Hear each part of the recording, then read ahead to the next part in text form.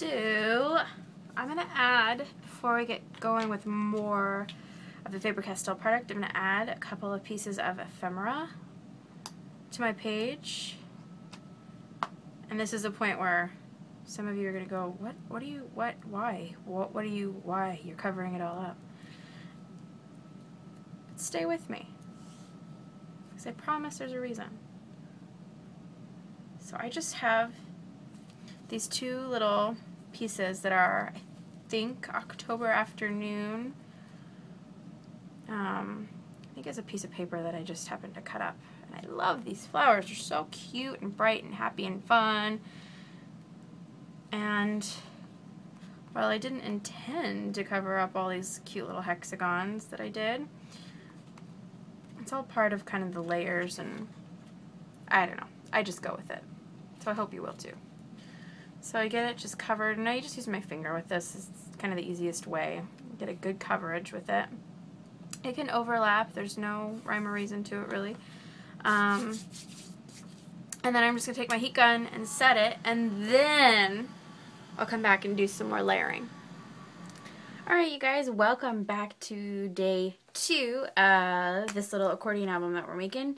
And now I'm going to use some of my Faber-Castell Pitt Artist Pen Big Brush. And these come in like a fine tip brush too, and they're super, super handy for a lot of things, but I usually use them for like going in around the edges with some color and rubbing and distressing in. I prefer to use them on a non-porous surface, so something that I've already Mod Podged or put some sort of medium over, because then you can really, really blend them well. But what I'm going to do for them this time is grab a clear acrylic stamp, and I'm just going to cover it in the pen. And sometimes, depending on the stamp, you may need to stamp off once, and that'll help to condition the stamp and get it ready for you to use. And then I'm just going to stamp on. And the point of doing this is just to get some kind of, I don't know, distressed, old-looking image. And I'm going to come here. And you can use any color you want. I'm using kind of a mid-range gray color. It's Cold Gray number 4. And it's nice. It kind of works pretty well with the colors I've chosen. And I'm just dingying it up. I don't know why I like things looking old and dingy and layered, but I do. Alright. So now that that's all kind of inked, I'm going to let that dry and then come back over it with another layer of big brush marker, actually, that will add some more depth to it all. Okay, so I'm going to use 2 different colors of the big brush pens, because now this is all dry. And so I'm just going to go around the edges. And this just adds some extra color. And it doesn't have to be perfect. You can kind of just go in wherever you want. Just adds a little bit of depth.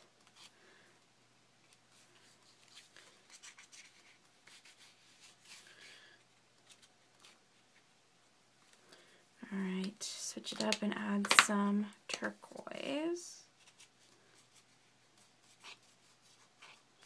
That's a pretty color. And the reason this blends so easily on the surface is because it's non-porous. So I've already put some multi-medium down. I use that Claudine Helmuth gloss medium, and so it just slides around before it totally dries, which is really, really nice when you're wanting to work with adding distressing color and depth and all that kind of stuff. So, just about done with this.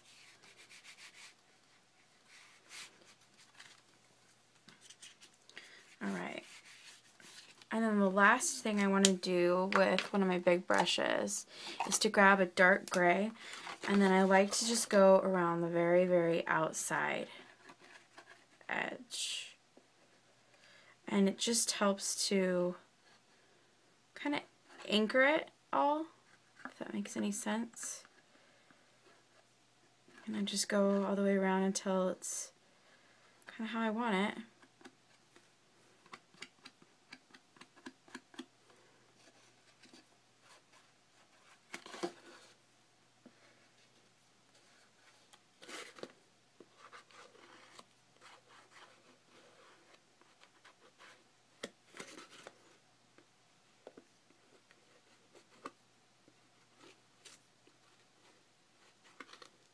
Alright, we are just about there.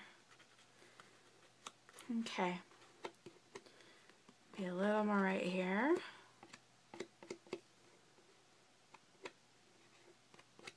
Alright, we're good to go. So you can kind of see how we came from stunningly pretty princess pink to kind of a more muted pink in the background and creating more and more layer effects over it. And we'll just keep moving on. The next step that I do is take this black, it's an Indian ink pen with a rollerball finish, and so it gives you really good coverage over non-porous surfaces, and I just take it and like doodle in all the edges. And this kind of just finishes what I started with all that black Stampers' Big Brush pen.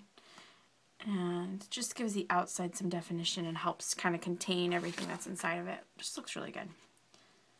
These are hard to find, but they are worth the trouble.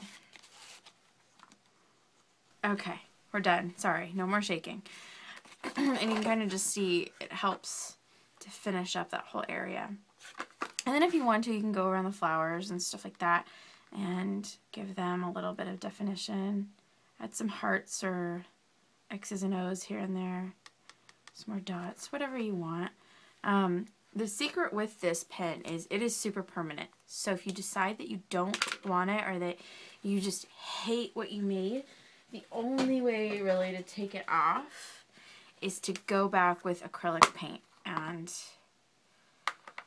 I smear it on with acrylic, and I know you're going, oh my god. But not to worry.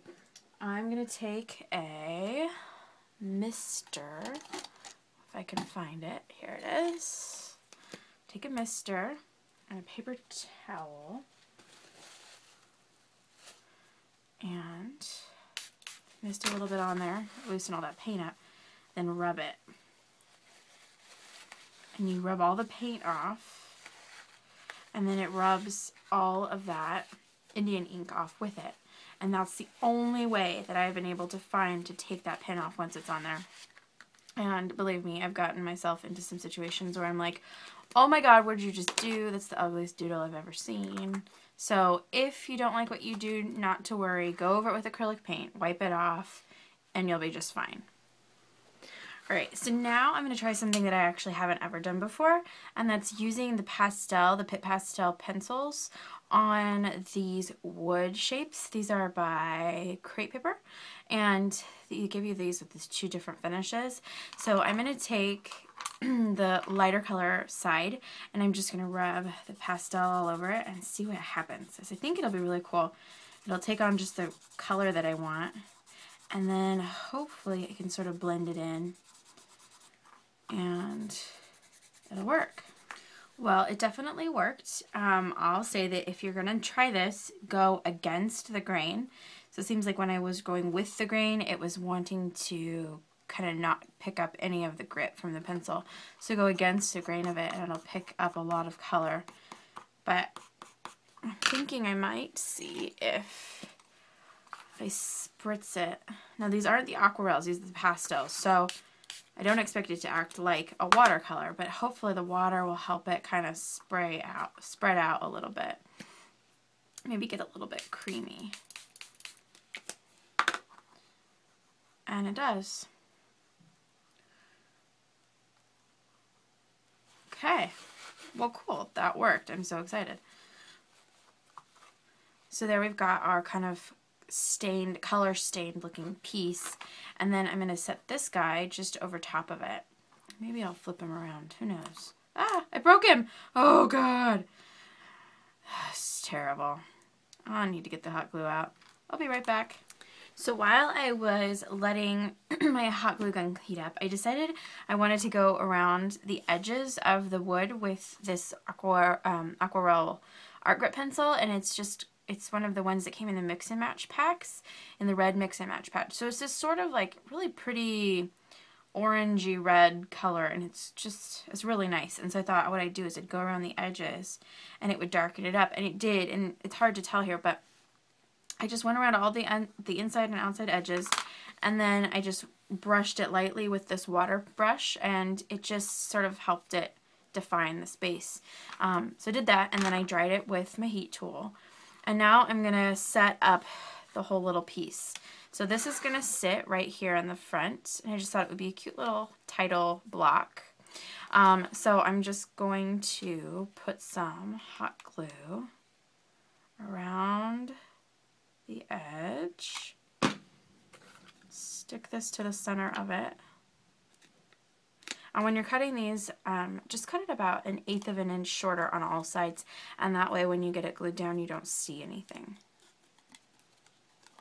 So that's your piece, and then we're going to glue that right to the center of your folder.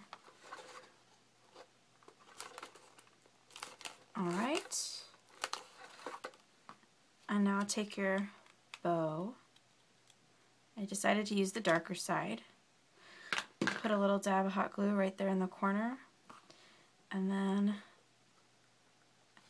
if you broke it like I did, add this little piece right after it, and you're all set to go.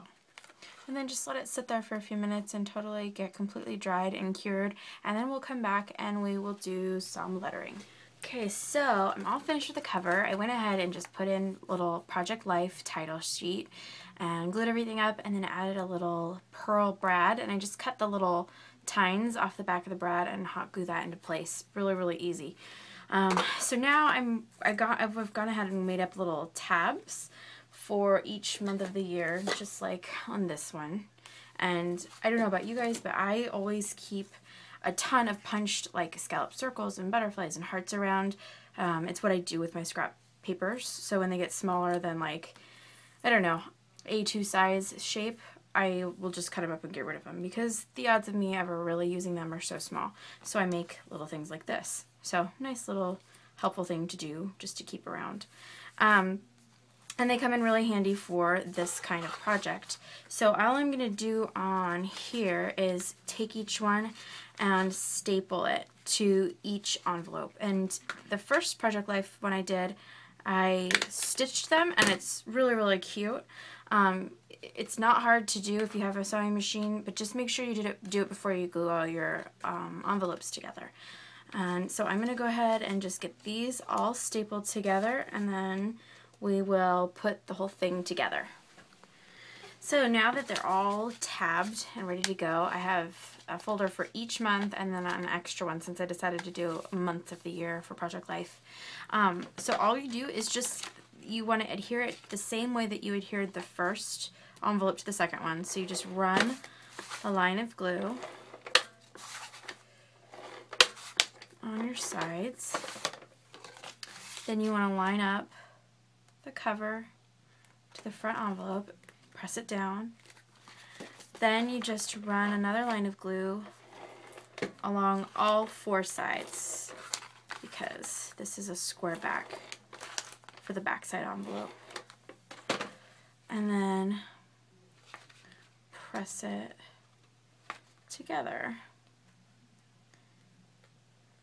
And one thing you do want to watch, which is I'm having trouble with right now, is when you adhere your envelopes together in the very beginning, really take time to make sure that they're squared up, because it's easy to get, as you stack and stack and stack, it's easy to kind of get them slightly off.